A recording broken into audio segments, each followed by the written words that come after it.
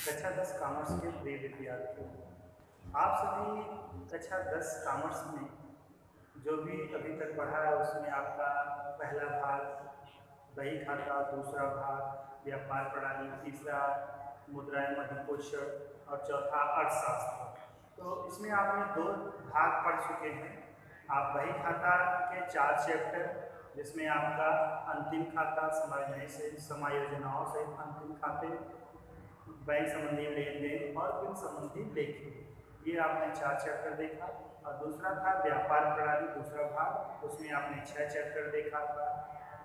नस्तीकरण, इसके बाद संदेशवाहन की प्रणालियाँ, समय और श्रम बचाने वाले यंत्र, देशी व्यापार, थोक व्यापार और फुटकर व्यापार, ये 6 चैप्टर आपने देखा था। उसका एक चैप्टर बचा है विक्रय विवरण, बीजे का विक्रय, तो आपको बाद में क्या बताया जाएगा। आज आप व्यापार खाते का जो भी हो गया है, इसके बाद आप बही खाते में, बही खाते का जो 4 चैप्टर है, अब उसका आप सवाल देखेंगे। तो पहला सवाल पहला आपका चैप्टर था अंतिम खाते। अंतिम खाते में आप इसमें आज का प्रकरण जो है वो है व्यापार खाता, लाभ हानि खाता और आर्थिक चिट्ठा की जो मदें हैं उसके बारे में दिखाया गया है। तो सबसे पहले है प्रकरण में व्यापार खाता। व्यापार खाते में, व्यापार खाते का जो प्रारूप है, व्यापार खाते में कौन कौन सी मदों को दिखाया जाता है। तो सबसे पहले ये जानिए आप, व्यापार खाते में केवल प्रत्यक्ष मदों को दिखाया जाता है जो कारखाने से संबंधित होता है, जैसे माल को बनाने और कच्चे माल को पक्के माल में बदलने में जो भी खर्चा होता है वो प्रत्यक्ष मद होता है। तो व्यापार खाते में केवल प्रत्यक्ष यानी डायरेक्ट मदों को दिखाया जाता है, डायरेक्ट आइटम्स को। तो उसमें व्यापार खाते का जो पहला डेबिट पक्ष है, डेबिट साइड है, इसमें आप देखें तो सबसे पहले ओपनिंग स्टॉक यानी प्रारंभिक रहतिया दिखाया जाता है, जैसा हमने आपको प्रारूप भी भेजा है। इसके बाद परचेस यानी क्रय, इसमें से कुछ वापसी है तो वो घटा दिया जाता है। वेजेस मजदूरी, कैरेज यानी ढलाई, फ्राइट यानी भाड़ा, कैरेज इनवर्ड भागवत वाहन व्यय, मैन्युफैक्चरिंग एक्सपेंसेस उत्पादन व्यय, ऑक्ट्रॉय चुंगी, कोयला गैस पानी, कोल गैस एंड वाटर। आगे आता है फ्यूल ईंधन, फैक्ट्री रेंट एंड लाइट, कारखाने का किराया और जो बिजली है एवं बिजली दिखाई जाती है, कारखाने की बिजली एवं बिजली। इसके बाद आता है डेक चार्जेस, बंदरगाह व्यय, इंपोर्ट ड्यूटी, सीमा शुल्क। और इसके बाद आप क्रेडिट पक्ष में देखें तो बाई सेल्स विक्रय और उसमें से कुछ वापसी जो घटा दिया जाता है, विक्रय वापसी। फिर बाई क्लोजिंग स्टॉक अंतिम रहतिया। इन दोनों को अंतर देखा जाता है। यदि धनी पक्ष यानी क्रेडिट पक्ष का योग ज्यादा है डेबिट पक्ष के योग से, तो घटाने पे जो आता है वो लाभ होता है, इसलिए उस पर लिखते हैं टू ग्रॉस प्रॉफिट सीडी सकल लाभ।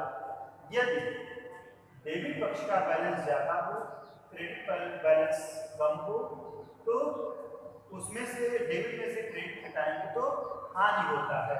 तो जब वो हानि आता है तो उसमें लिखते हैं बाई ग्रॉस लॉस सीडी। तो व्यापार खाते में केवल एक ही आंसर आएगा, या तो सकल लाभ आएगा या सकल हानि आएगा। ग्रॉस लॉस यानी सकल हानि आ सकता है। इस तरीके से आप व्यापार खाते की मदों के बारे में देखें। इसके बाद आता है लाभ हानि खाते की मदें। अंतिम खाते के अंतर्गत आपका यही 3 खाते बनाए जाते हैं, व्यापार खाता, लाभ हानि खाता और आर्थिक चिट्ठा। इसी को अंतिम खाते के नाम से जाना जाता है।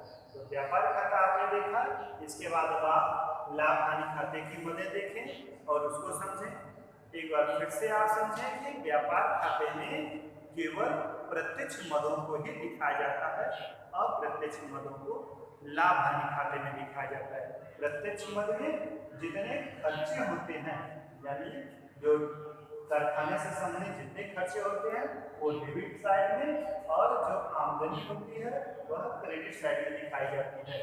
जैसे विक्रय से आय होता है तो वह क्रेडिट पक्ष में दिखाया जाता है। क्लोजिंग स्टॉक यानी अंतिम रहता है, ये माल बचा रहता है, इसलिए भी इसे व्यापार खाते के क्रेडिट पक्ष में दिखाते हैं। इसके बाद अब आप लाभ हानि खाता देखें। लाभ हानि खाते की जो मदें हैं उसके बारे में समझें। यार बच्चों, व्यापार खाते के बाद अब आपका लाभ हानि खाते का प्रोफार्मा ये है। लाभ हानि खाते में कौन कौन सी मदें जाएंगी, तो आप ये ध्यान दें, केवल अप्रत्यक्ष मदों को लाभ हानि खाता यानी प्रॉफिट एंड लॉस अकाउंट के अंतर्गत दिखाया जाता है, जिसमें जितने खर्चे होंगे वह डेबिट साइड में यानी ऋणी पक्ष में, और जितने आमदनी होंगी वह क्रेडिट साइड में यानी धनी पक्ष में दिखाए जाएंगे। तो लाभ हानि खाते के प्रोफार्मे के अंतर्गत आप देखें तो इसके डेबिट पक्ष में क्या क्या दिखाया जाता है। तो सबसे पहला है टू ग्रॉस लॉस बीडी यानी सकल हानि। यदि व्यापार खाते में हानि हुआ है तो उसे हम लाभ हानि खाते के ऋणी पक्ष में सबसे पहले दिखाएंगे। इसके बाद आता है टू रेंट, यदि किराया दिया गया है तो किराया कार्यालय से संबंधित खर्चा है, इसलिए अप्रत्यक्ष व्यय है, इसलिए लाभ हानि खाते के ऋणी पक्ष में दिखाया जाएगा। सैलरी भी कार्यालय से संबंधित खर्चा होता है, यह अप्रत्यक्ष व्यय है, इसलिए लाभ हानि खाते के ऋणी पक्ष में। इंश्योरेंस प्रीमियम, इसी तरीके से बीमा प्रीमियम है। पोस्टेज एंड टेलीग्राम, डाक व तार व्यय। प्रिंटिंग एक्सपेंसेस या स्टेशनरी लेखन सामग्री, प्रिंटिंग एक्सपेंसेस छपाई व्यय। फ्राइट चार्जेस, विक्रय पर भाड़ा। टू डिस्काउंट, छूट दिया। टू इंटरेस्ट पेड, ब्याज दिया। टू टैक्स रेट्स, कर एवं दर। टू ऑडिट फीस, अंकेक्षण शुल्क। टू एडवर्टाइजमेंट एक्सपेंसेस यानी विज्ञापन व्यय। इस तरीके से ये खर्चे हैं जो आपके लाभ हानि खाते के ऋणी पक्ष में दिखाए जाएंगे, क्योंकि ये सभी खर्चे अप्रत्यक्ष यानी इनडायरेक्ट आइटम्स हैं। इसमें और भी हैं, आगे देखा जाए तो सबसे इसके बाद आते हैं क्रेडिट साइड में। क्रेडिट साइड में कौन कौन सी मदद दिखाई गई है। बाय ग्रॉस प्रॉफिट बीडी यानी सकल लाभ। व्यापार खाते में यदि लाभ हुआ है तो उसका आंसर आप लाभ हानि खाते में दिखाएंगे बाय ग्रॉस प्रॉफिट। इसके बाद आता है जो भी आय हुआ है वह आय अप्रत्यक्ष मद है, अप्रत्यक्ष तरीके का है, तो उसमें दिखाया जाए क्रेडिट साइड में। Bye discount receive, bye commission receive, bye rent receive, bye interest receive या सैलरी इनकम, अप्रेंटिस प्रीमियम, नौ प्रशिक्षण प्रीमियम, डिविडेंड रिसीव से अंशों पर प्राप्त लाभांश, अदर इनकम यानी कोई अन्य आय है तो वह भी व्यापार लाभ हानि खाते के धनी पक्ष में दिखाया जाएगा। इस तरीके से अप्रत्यक्ष मदों में सभी खर्चे ऋणी पक्ष में, सभी आमदनी धनी पक्ष में दिखाए जाते हैं। अभी आप इसके कुछ और मदें हैं, ये भी आप देख लें। इसमें ये सारे मद हो गए हैं लाभ हानि खाते के धनी पक्ष में, जो भी मद है ये पूरा है। इसमें थोड़ा सा और मद है वो आप देखें और उसको समझें। आप देखें लाभ हानि खाते के जो और मद है जो आपका अभी था। इसके बाद इंटरेस्ट ऑन कैपिटल, पूंजी पर ब्याज, बैड डेट्स, अशोध ऋण या डूबत ऋण, इलेक्ट्रिसिटी एक्सपेंसेस बिजली व्यय, एक्सपोर्ट टैक्स निर्यात कर, कमीशन पेड यदि कमीशन दिया गया है तो, carriage outward, repair expenses, bank charges, trading expenses, packing expenses, depreciation on assets संपत्तियों यानी अस्थायी संपत्ति पर ह्रास दिया गया है तो ह्रास भी दिखाया जाता है। इसके बाद दोनों पक्ष का मिलान करने पर यदि क्रेडिट पक्ष का योग ज्यादा हो डेबिट पक्ष के योग से तो अंतर करेंगे तो लाभ आएगा, तो लाभ के लिए लिखेंगे नेट प्रॉफिट। यदि डेबिट पक्ष का योग ज्यादा है क्रेडिट पक्ष का योग कम है तो अंतर करेंगे तो आएगा नेट लॉस, तो दोनों में एक ही दिखाया जाएगा।